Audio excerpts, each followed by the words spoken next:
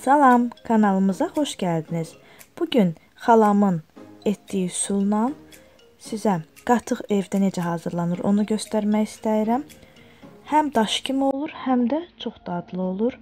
Bunun da sirlərini sizinlə bölüşmək istəyirik.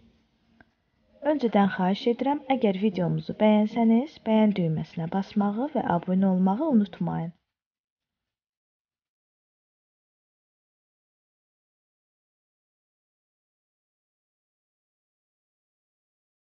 Bunun üçün öncə südümüzü bişiririk. Biz bu günləri 15 litr süddən istifadə etdik. Böyük qazanda 10 litr və balaca qazanda 5 litr var. Daha sonra bir stəkanın içərisinə gördüyümüz bu qədərə, yəni 15 litrə bu qədər maya gedir. Qatıq əlavə edirik və üzərinə dadlı olması üçün əsas burada budur. Yəni dadlı olması üçün bir qaşıq duz əlavə edib yaxşı qarışdırırıq. Daha sonra isə mayanın yaxşı açılması üçün südümüzdən qatığın üzərinə əlavə edib qarışdırırıq. Qeyd edim ki, süd istidən, illıqdan biraz isti olmalıdır, illıqdan biraz isti. Daha sonra isə qarışdırdığımız mayanı qazanımıza əlavə edirik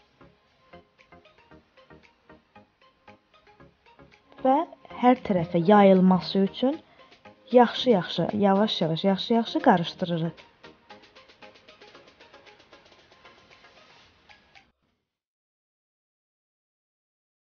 Hər tərəfə mayanın qarışması üçün aram-aram qarışdırmağınız və biraz çox qarışdırmağınız vacibdir.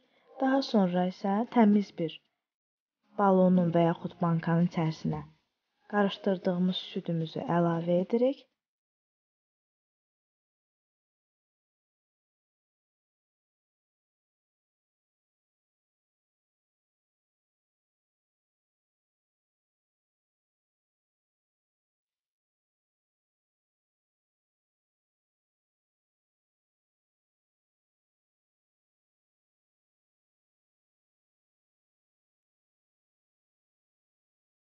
Və əsas məsələ burada budur ki, hər balonun bankanın ağzına salfetka qoyuruq ki, orada nəmi, buxarı özünə çəksin.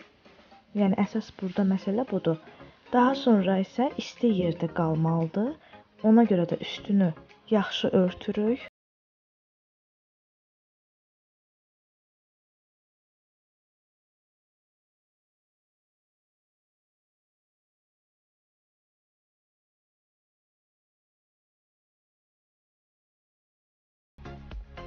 Və gördüyünüz kimi biz üzərini çox örtmüşük ki, balonlar isti yerdə qalsın.